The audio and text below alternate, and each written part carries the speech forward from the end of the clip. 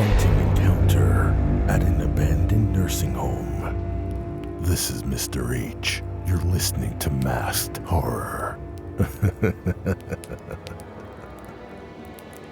Forgotten Resident, Alex Z. My name's Alex, and I've always had a fascination with the forgotten corners of the world. Those places where the past lingers a little too strongly. That's how I ended up leading a small group of urban explorers into an abandoned nursing home on the outskirts of our town. A place rumored to be haunted.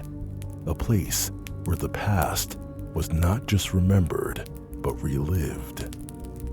The nursing home sat, a crumbling relic surrounded by overgrown weeds and the heavy silence of abandonment.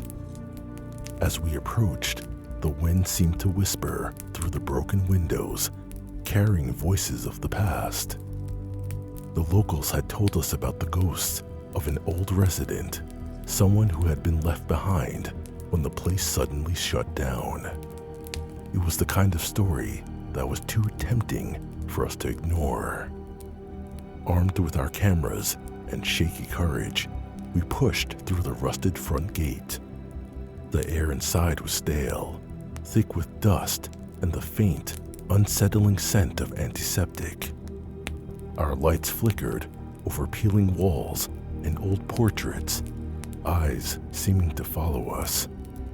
We heard it almost immediately, faint footsteps above us, a soft whispering that echoed down the empty halls, and every now and then, a distant call for help that sent shivers crawling up our spines. We found a room on the second floor, its door locked from the inside. We always decided to start from the top down, to kind of mimic what life in waking up and being a resident would feel like in a former facility. Heart pounding, I jimmied the lock and pushed it open.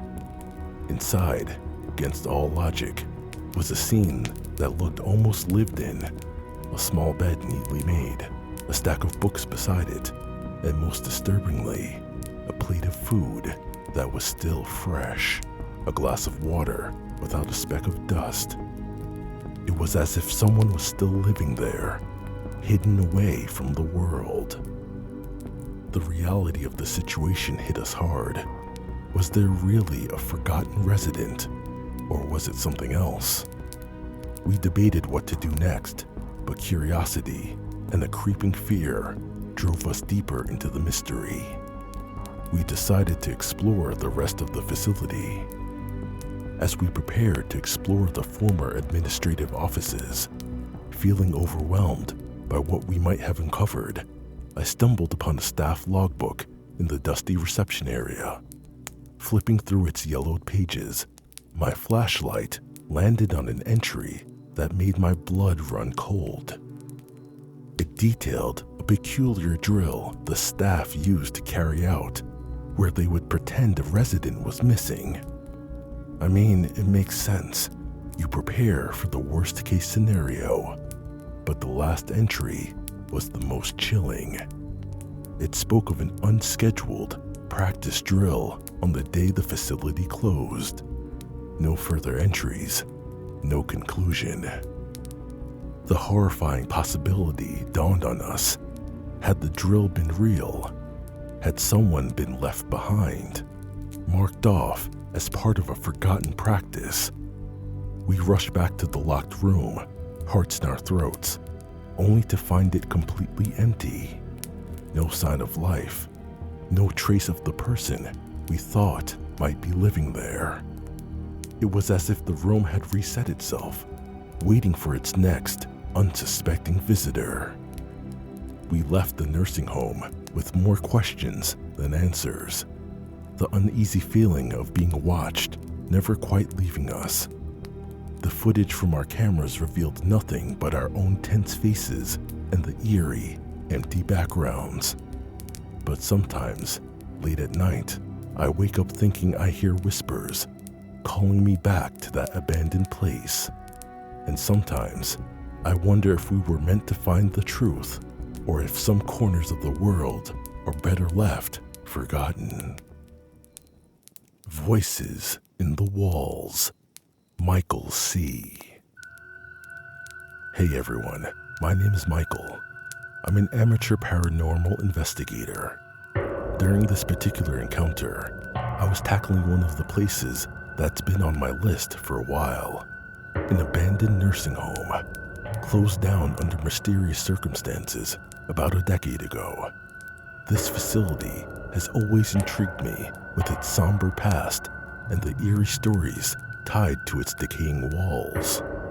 Armed with my usual gear, EVP recorders to record electronic voice phenomenon, and infrared cameras, and a healthy dose of skepticism, I entered the building just as the sun dipped below the horizon.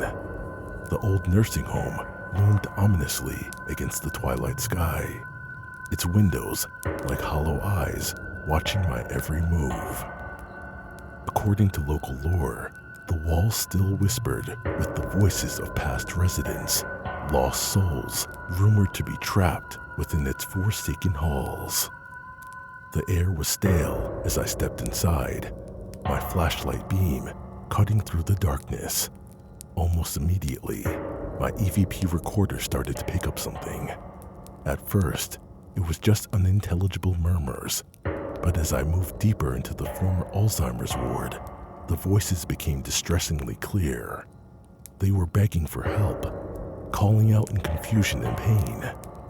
The voices guided me to a concealed door leading to a sub-basement I had no idea existed. Descending the narrow, creaking stairs, the temperature dropped with each step, and the voices grew louder, more desperate. It was as if the very air was saturated with their anguish. In that chilling basement, I found it, an old, dusty tape recorder wired crudely into the building's intercom system. The tapes were still inside, and as I played them, the same voices filled the room. Something felt off. These didn't sound like echoes of the past. They were too clear, too consistent. My suspicion grew, and what I discovered next turned the whole night on its head. The recordings were not the last words of forgotten patients. They were staged. The realization hit me hard. I spent the rest of the night poring over local archives and old newspapers I had brought along. The pieces began to fall into place. The nursing home had been shuttered abruptly after allegations of fraud and unethical practice surfaced, falsified patient records, insurance scams, the works. The supposed hauntings, in my opinion, it was likely a ploy by the owners to keep prying eyes away, to maintain the building's secrets and avoid a deeper investigation into their activities. The voices were created to weave an elaborate, terrifying tapestry that would scare off the curious and the authorities alike. As I packed up my equipment, feeling a mix of outrage and betrayal, I couldn't shake off the eeriness of what I'd uncovered. The truth behind the nursing home was perhaps more disturbing than any ghost story. Real people had suffered here, their plight turned into a spectacle for a dark ruse. Leaving the nursing home behind, I looked back one last time. The building seemed quieter now, almost resentful, as if I had stripped its own power to haunt. But the real haunting, as I've learned over the years, isn't the ghosts I try to uncover or disprove, but it's in the real truths of human nature that come to light. Sometimes, those are the ghosts that follow us home.